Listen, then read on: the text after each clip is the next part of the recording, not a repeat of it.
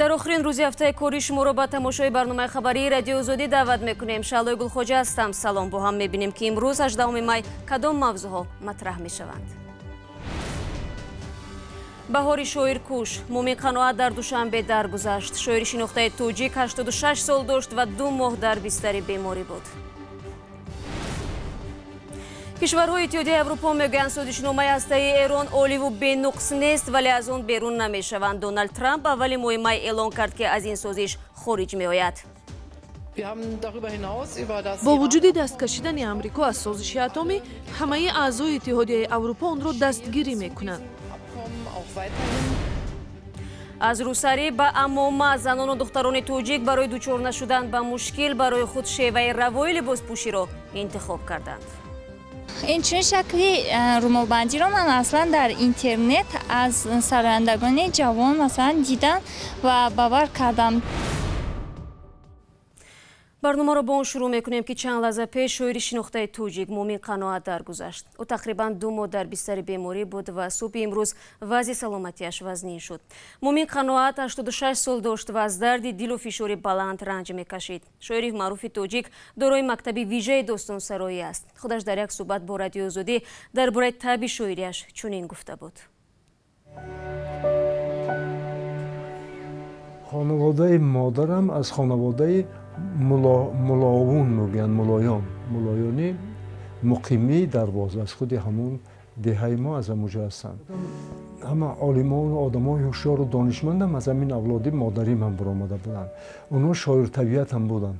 واقعا اگر در من یک چیز شاعری پیدا شده بود از اولاد مادری هم آمده است. مومین قناعت سالهای 50 عصر گذشته با اندیشه‌های سرشار از افتخار ملی و نظرهای تازه در فلسفه شعر به میدان ادبیات قدم گذاشت و شهرت شعر توجیک را به زینه‌های بلند برداشت. نمونه آثار او بارها به زبان‌های مختلف دنیا ترجمه شده است. داستان‌های پدر، موج‌های دنیپر، سروش استالینگراد و مسعودنامه از جمله داستان‌های مومین قناعت میباشند که به او شهرت زیاد آوردند. ادبیات معاصر توجیک در یک ماه اخیر 2 شاعر شناخته را از دست داد.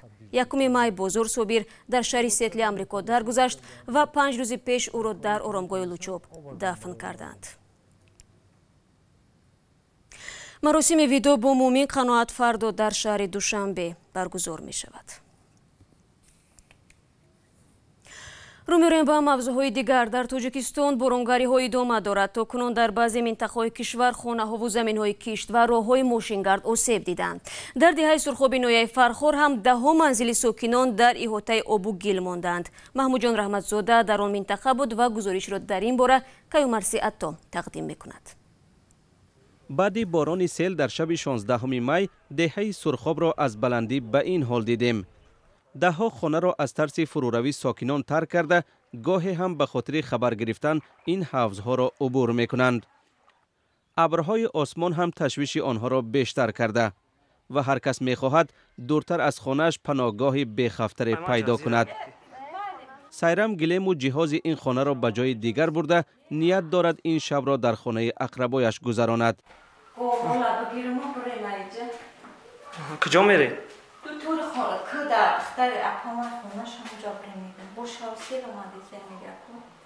بار اول نیست که باران سیل به ساکنان سرخاب ضرر میرساند. این دهه در ساحل دریای سرخاب و پهلوی کوه جایگیر است. هنگام باران زیاد از دره‌های این کوه لایاب جاری می شود که به زهبورها می ریزد. همزمان سطح دریای سرخاب بالا می شود و آب زهبورها دیگر نمی پالاید. از این رو آب جمع شده حوض به وجود می آید و خانه و زمین مردم زیر آن می ماند. تمام تشکیلات از اومدن، MPS حکومت همه جا اومدن، رزولتات چی نیست. بهرام امیدتلیف اینجا زراعت کاشته بود. حالا میوه های نارسید باغش بالای آب شنا دارند و از زراعت نشان نمانده.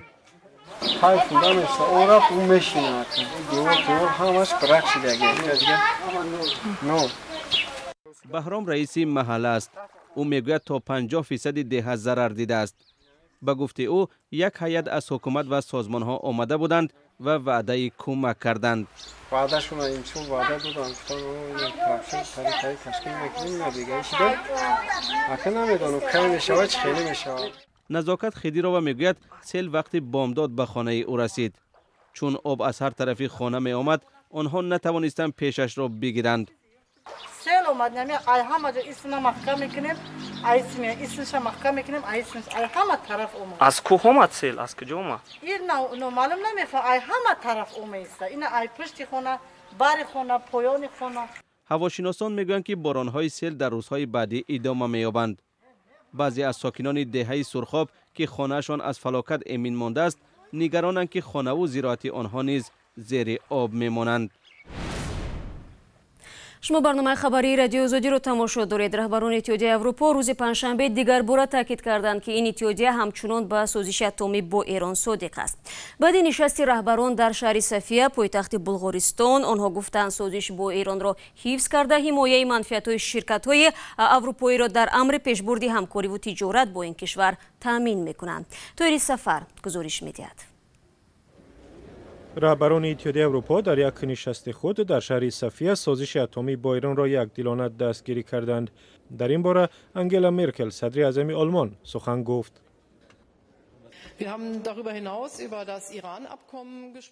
با وجود دست کشیدن آمریکا از سازش اتمی همه اعضای اتحادیه اروپا آن را دستگیری میکنند. ما مذاکرات را با آمریکا و دیگر شریکانمان ادامه می‌دهیم تا که ایران در سازش بماند. این زمان مکالمه را با تهران درباره دیگر مسائل مورد نگرانی واشنگتن و از جمله برنامه موشکی آن ادامه خواهیم داد.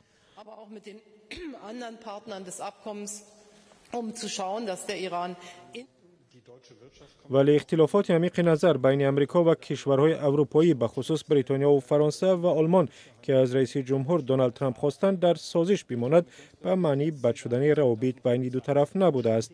انگلا مرکل نیز این را ضمن نشست خبری تاکید کرد. این دو رویداد از هم جدایند. سفری من بر روسیه سفری تشریفاتی است. من با رئیس جمهوری روسیه پیوسته صحبت میکنم و این با مشکلاتی که حالا با آمریکا داریم ارتباط ندارد. البته ما با او درباره ایران و سوریه و مسائل اوکراین صحبت میکنیم.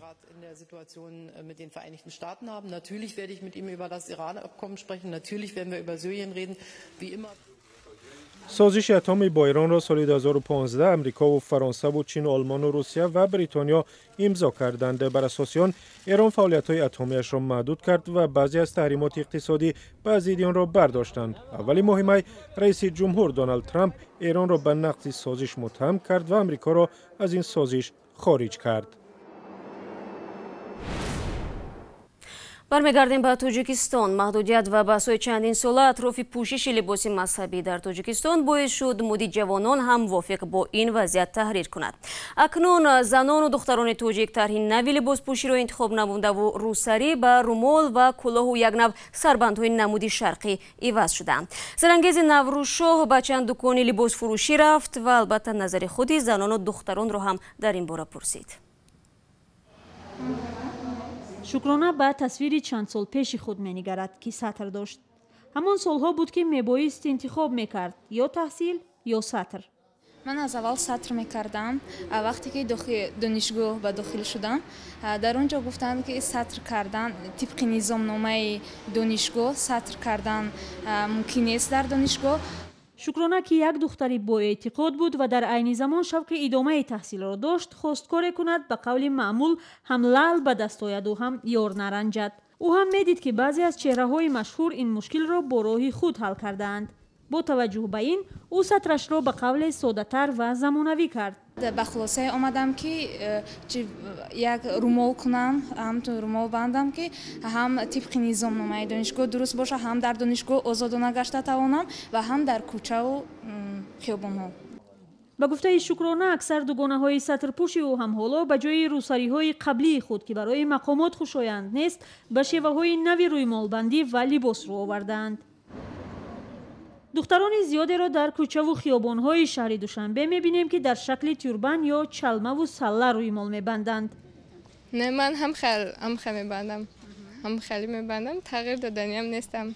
در دانشگاه ممکن است برای همین و румол мекунем. Инчунин шакли румолбандиро ман аслан дар интернет аз сарояндагони ҷавон масалан дидам ва бавар кардам. Чунин шакли румолбандӣ ҳам ба либосҳои аврупоӣ ва ҳам ба либосҳои миллӣ хуб мутобиқат мекунанд. пӯшиши мазҳабӣ ба хусус чодари сиёҳ дар тоҷикистон маҳдуд шуда фурӯши ин нави либос ва вуруди занон бо ин либосҳо ба идораҳои давлатӣ манъ аст. то чанд соли пеш ҳиҷобфурӯшӣ ва ё либоси исломии занон барои бисёре аз фурӯшандаҳо тиҷорати муфид буд, аммо ҳоло вуруд ва фурӯши чунин либосҳо ҳам манъ аст. тоҷироне ки қаблан либосҳои хоси мазҳабиро ба фурӯш мегузоштанд, ҳоло шеваи кори худро тағйир додаанд. онҳо либосеро ба фурӯш мегузоранд ки ҳам барои занони мазҳабӣ ва ҳам ғайри он мувофиқ бошад.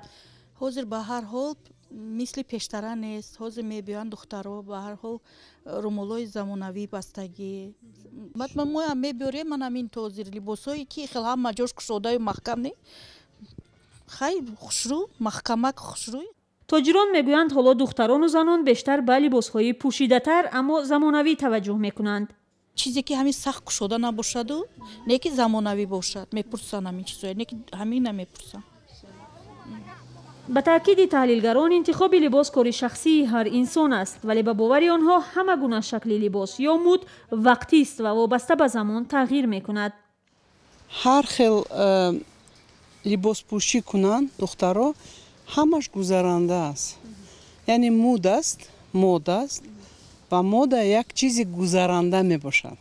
муди имрӯза ба талаботи сиёсиву фарҳангиву иҷтимоӣ ҷавобгӯ мебошад.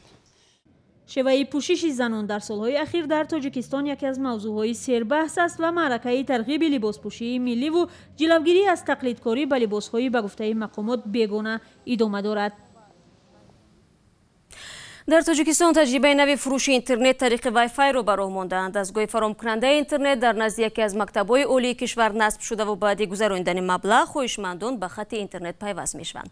иқдоми таъмини интернет ба ин тариқ дар ҳоле роҳандозӣ шудааст ки чанде пеш хадамоти алоқа ин бахшро ҳам соҳибӣ кард. абдулло ашуров мавзӯъро идома медиҳад. аз ин дастгоҳ мардум интернет мегиранд. бояд бастаи дилхоҳро интихоб кунед ва баъди пардохт телефони худро ба вайфаи он пайваста то 30 метр ба интернет роҳ ёбед. баъде ки дар назди донишгоҳ кушода шуд, барои мо бисёр қулай ғалтид ки бо маблағи 1 сомонӣ 100 мегабайт интернет мегирем. ин дастгоҳ ба ширкати ошно групп тааллуқ дорад ки мансуб ба писари бек сабур раҳбари хадамоти алоқаи тоҷикистон аст. бояд гуфт чанд моҳ қабл бо ибтикори ниҳоди тобеи ӯ вайфай дар тоҷикистон танзим шуд. дигар касе дар тоҷикистон бе иҷозатномаи хадамоти алоқа набояд ба касе аз тариқи вайфай интернет бидиҳад. ин дастгоҳ ҳамагӣ чанд рӯз пеш насб шуда бошад ҳам ҷавонони зиёдеро ба худ ҷалб кардааст. дар миқдори 10 сомонӣ мо 1 гига мегабайт мегирем. чанд сомони хои танга хати ҳам гирифта мешавад. ҷои танга андозӣ ҳам аст. 50 дирам да 50 мегабайт метиҳад. дар тоҷикистон то ба ҳол ба ин шева интернетро ба муштариҳо намефурӯхтанд. маъмулан сокинон аз ширкатҳо бастаҳои интернетӣ мехариданд ва аз телефон ба интернет мепайвастанд ё ба маконҳое мерафтанд ки вайфаи ройгон дошт. дастгоҳ на танҳо вайфаи арзон пешниҳод мекунад, балки истифодабарандагони он ҳамзамон баробари истифода аз сайтҳои мухталиф телефонҳои худро нерӯ ҳам медиҳанд. дар муддати кӯтоҳ корбарии онро ҷавонон аз худ кардаанд. вайфае ки гирён кардем дар ин ҷо мебонем. баъд вақти вайфай инро ки ёфт болояш аз зер мекунем, регистратсия мешавад. вақти регистратсия шуд, баъд мо дар ишон метавем ва маблаға мегузорем. вақти маблаға гузоштем дар ҳамин вайфай мо мисол мо дар дост метавем кор мекунем. тибқи омори расмӣ шумораи истифодабарандагони интернет дар тоҷикистон наздик ба 3 миллион нафар будааст, вале аз ин шумор қисмати каме истифодабарандаи фаъоланд. хабаргузоришҳои тоҷикистону ҷаҳон аз дурбини радиои озодӣ буд. ҳафтаи оянда бо хабарҳои нав ба ҳамин студия бармегардем. то он лаҳза худо нигаҳдори ҳар яки шумо.